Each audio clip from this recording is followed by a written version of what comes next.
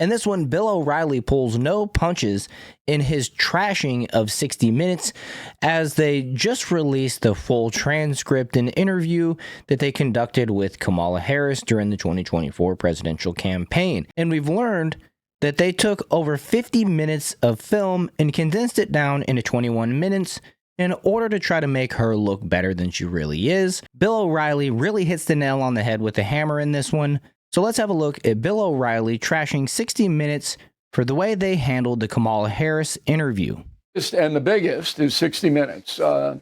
Tremendous broadcast for many years. Mike Wallace is a mentor of mine.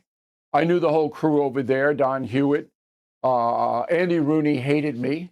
It's very funny.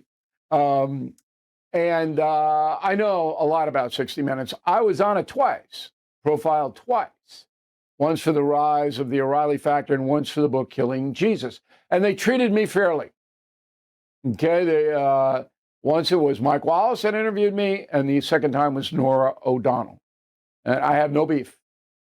They did a nice job. It wasn't a puff piece, but it wasn't a hatchet job. And for years and years and years, I respected 60 Minutes, but I don't even watch it anymore. And it's not because I think they're crooks. It's just because it's dull. And I know pretty much what they're going to say. And the culture is left. And the whole culture at CBS News is left. And there's no doubt about it. There's no two sides to that story. It is. And we backed that up in the past. I'm not going to be redundant.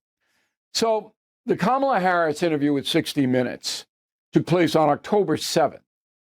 It was 21 minutes long. And it's right in the middle of a campaign. Trump turned down 60 Minutes, as you may remember, because when he did it the first time around, Leslie Stahl was mean to him. He didn't like how Leslie conducted herself. Okay. Trump had a chance to go on 60 Minutes, but he didn't trust him, so he didn't go. Harris went. So 21-minute interview, and they edited the interview. The whole thing was 54 minutes, I understand. They didn't have to cut anything. In fact, I wouldn't have had I been running 60 Minutes. I would have run the whole thing. Why cut it? Middle of a campaign, got the Democratic nominee. Let's go. All right. Got something better? I don't think so. So anyway, they cut it. That's where the controversy comes in. The correspondent is Bill Whitaker. I don't know him. And he asked Kamala Harris about Israel Netanyahu and whether they have a decent relationship with the Biden administration. And here's what Kamala Harris said in the unedited part of the interview. Go. The work that we have done has resulted in a number of movements in that region by Israel that were very much prompted by or a result of many things, including our advocacy for what needs to happen in the region. And we're not going to stop doing that. We are not going to stop pursuing what is necessary for the United States to be clear about where we stand on the need for this war to end. Now, remember, the question was, does the Biden administration have an important relationship with Israel and Netanyahu? She didn't answer the question. She didn't come close to answering the question. In fact, I don't know what she was talking about. And that was her problem. She's all over the place. She doesn't answer the questions. So when you watch the program, you didn't see that answer. Nobody saw that. Here's what you saw, though. The work that we do diplomatically with the leadership of Israel is an ongoing pursuit around making clear our principles. But it seems that Prime Minister Netanyahu is not listening. We're not going to stop pursuing what is necessary for the United States to be clear about where we stand on the need for this war to end.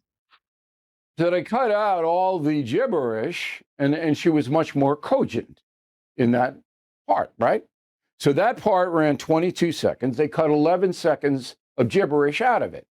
Now, that's not illegal to do. Donald Trump's not going to win his lawsuit. It's $20 million, I mentioned. He's not going to win.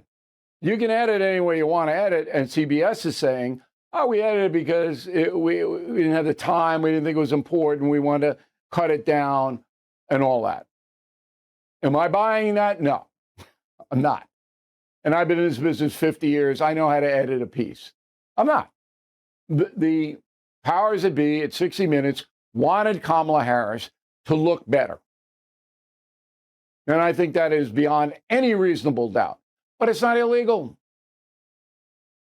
Okay? All right.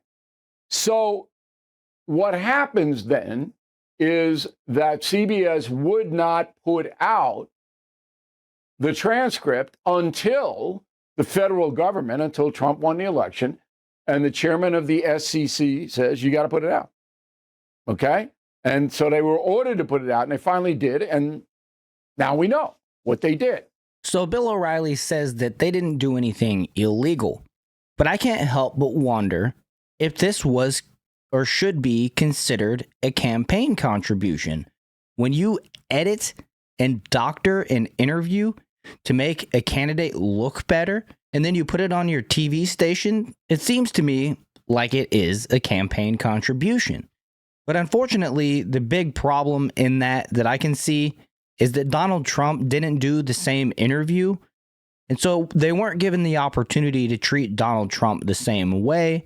Had 60 Minutes done an interview with Donald Trump and not edit it to make him look better, there could be the compare and contrast, and you would see that they obviously were favoring one of the candidates over the other.